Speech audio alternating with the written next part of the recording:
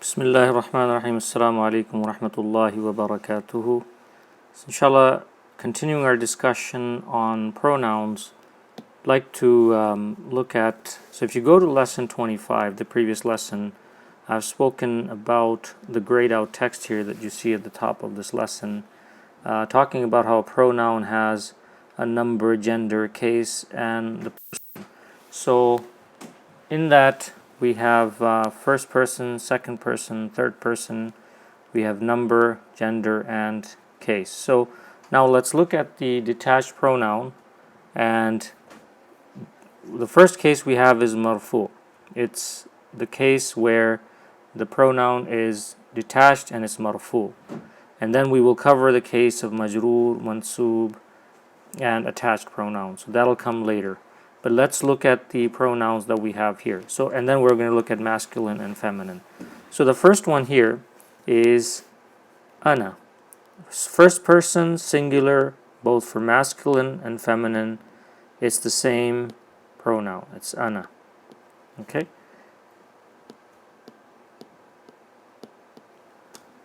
And for dual and plural, there's no distinction for dual and plural if it's more than, it's either I or we, even if it's two people. So that uses nahnu. And it's the same for feminine. Nahnu. Okay. Now we go to singular second person, which is the one, the hadir, the one you're speaking to, the present. And second person masculine singular is anta. I'm going to use here a different color, so that's anta. Actually, make it more distinctive. Choose blue. Anta. Now, when we go to feminine, see how it becomes. It's almost the same,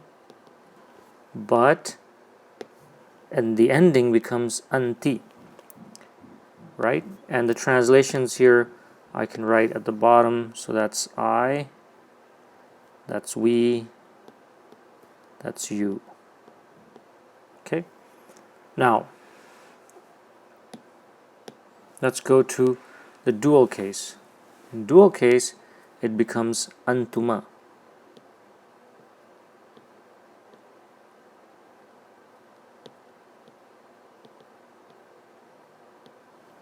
And it's the same for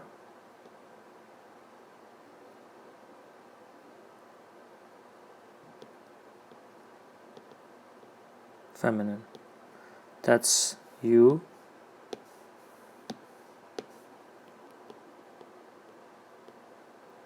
but it's for two people.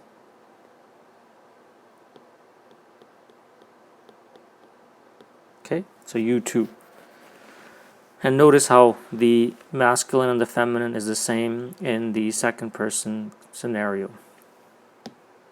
Then we have plural is antum.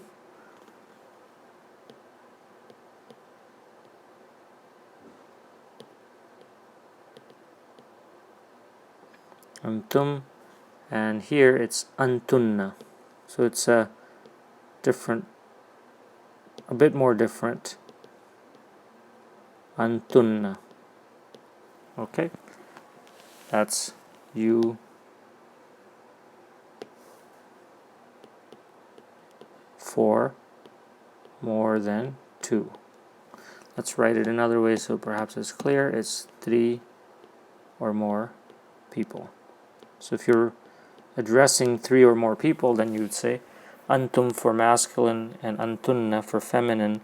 And then the masculine is inclusive where it's both masculine and feminine, then the masculine term is used.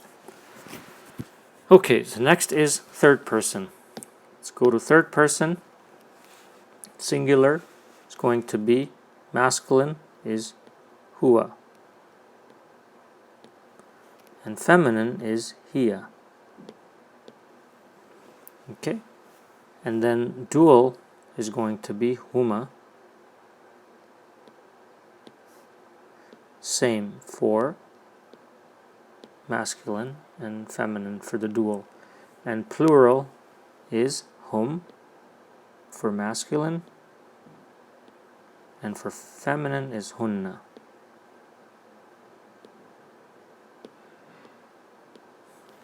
Okay, inshallah examples will come and I will give you a lesson on the examples, but right now in this short lesson I wanted to just give you all the pronouns, and let's complete the translation here. So this will be he or she, because now we're making a distinction, and then here it's going to be they, but for two people.